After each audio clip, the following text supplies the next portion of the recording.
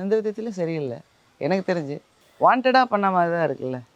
நீ என்ன அவங்க அந்த அறிக்கையில் என்ன இருந்தது ஆக்சுவலாக பார்த்தீங்கன்னா, தேவைப்பட்டால் நான் வந்துட்டு அந்த நடிகையின் பேரை சொல்லுவேன்ற மாதிரி இருந்ததா? நீ என்ன சொல்கிறது, நானே காட்டுறேன் அப்படின்னு காட்டுறாரா?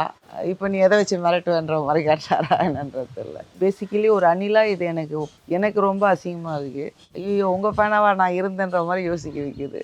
சேம் அணில் கூட்டங்கள் என்ன சொல்றாங்கன்னா, இது அவருடைய பர்சனல் ஆச்சு, அதையும் அரசியலும் ஏன் கம்பேர் பண்றீங்க, அது அவர் பர்சனல் டிசிஷன்.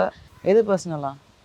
அவர் பண்றதா த்ரிஷா வச்சுக்கிறதா எது இல்ல? இப்போ வந்து முன்னாடி இருந்த அரசியல்வாதிகள் எல்லாம் 2 கல்யாணம் 3 கல்யாணம் பண்ணதெல்லாம் இருக்கு. அப்படிங்கும்போது எங்க தலைவர் வச்சுக்கிறதுல என்ன தப்பு அப்படின்னு சொல்லிட்டு சில மக்கள் சொல்றாங்க. ஓ அப்போ உங்க தலைவர் வச்சுக்கணும் நீங்க ஆசைப்படுறீங்க. நானும் ஆசைப்படலையே. நீ வச்சுக்கோ, 1000 பேரை வச்சுக்கோ. இத்தனை வருஷமா கல்யாணம் பண்ணி ஒரு பொண்ணு கூட இருந்திருக்குல்ல, பசங்க இருக்குல்ல. எப்படி இந்த வயசுல அப்போ ஒரு பாட்டி அசிங்கமா வருது இல்ல வாயில? தேவையா?